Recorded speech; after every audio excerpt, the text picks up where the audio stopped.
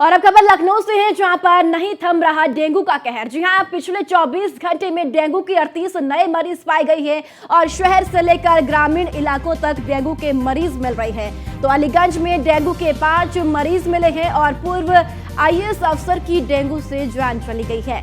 वहीं नगर निगम और स्वास्थ्य विभाग के दावे भी फेल होते हुए नजर आ रहे हैं और अब तक कई मरीज इलाज के दौरान जान भी गंवा चुके हैं। तो कागजों पर पूरा हो रहा एंटी लार्वा छिड़काव और फॉगिंग का काम। जी हां, आपको बताते चले कि डेंगू के मरीज लगातार बढ़ते हुए जा रहे हैं। स्वास्थ्य विभाग की चिंताएं भी अब बढ़ रही हैं। नगर निगम और स्वास्थ्य विभाग के दावे भी फेल होते हुए नजर आ रहे हैं। तो कागजों पर पूरा हो रहा एंटी लार्वा छिड़काव और फॉगिंग का काम। आपको बता दें कि डेंगू का कहर लगातार प्रदेश में बढ़ता ही जा रहा है।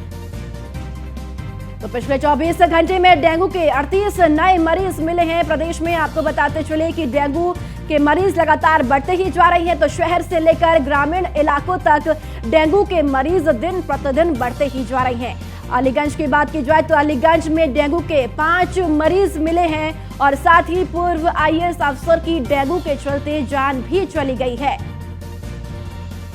तो नगर निगम और स्वास्थ्य विभाग के दावे भी फेल हो रहे हैं। नगर निगम की ओर से लगातार दावा किया जा रहा है कि फॉगिंग की जा रही है, लार्वा का छिड़काव किया जा रहा है, लेकिन अब मामले लगातार बढ़ते ही जा रहे हैं। वहीं स्वास्थ्य विभाग की चिंताएं भी और ज्यादा बढ़ती हुई नजर आ रही है। डेंगू के मरीजों का जो कहर है वो लगातार बढ़ता ही जा रहा है और पिछले 24 घंटे में डेंगू के 38 नए मरीज मिले हैं। तो शहर से लेकर ग्रामीण इलाकों तक डेंगू के मरीज पाए गए हैं। आपको बताते चले कि अलीगंज में डेंगू के 5 मरीज मिले हैं।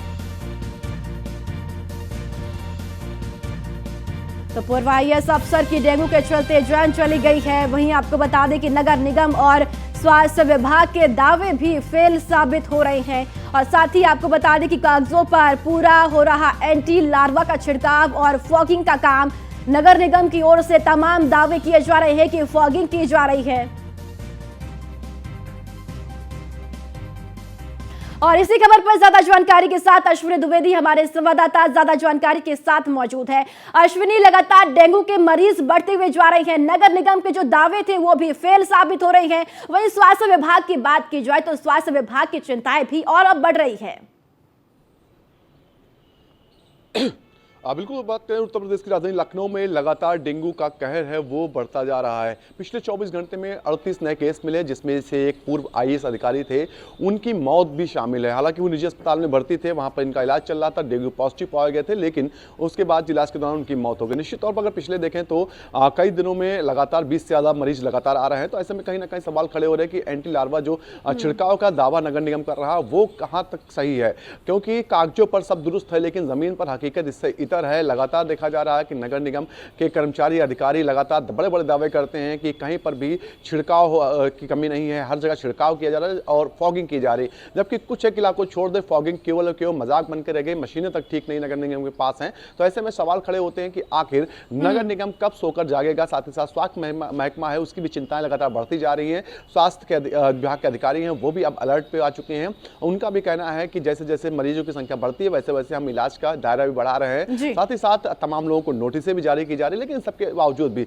डेंगू जो है बदलते मौसम में अपना रुख है वो और तेजी के साथ बढ़ा रहा है। जी अश्विनी, ये भी बताइएगा कि कौन सा जिला सबसे ज्यादा डेंगू से प्रभावित है, कहां पर सबसे ज्यादा मरीज लगातार डेंगू के अब सामने आ रहे हैं। स्वास्थ्य विभाग की ओर से क्या कुछ सावधानियां बरती जा रही है। नगर निगम के जो दावे हैं क्या वो दावे जमीनी स्तर पर वहां दिखाई दे रहे हैं? बिल्कुल, अलग अलग जिलों की अलग अलग स्थिति है। राजधानी लखनऊ की स्थिति अगर बात करें तो यहाँ पर भी स्थिति थोड़ा गंभीर है, क्योंकि यहाँ पर आए दिन 20 से 30 मरीज आ रहे हैं डेंगू से प्रभावित। तो निश्चित तौर पर कहीं ना कहीं समस्याएं तो हैं।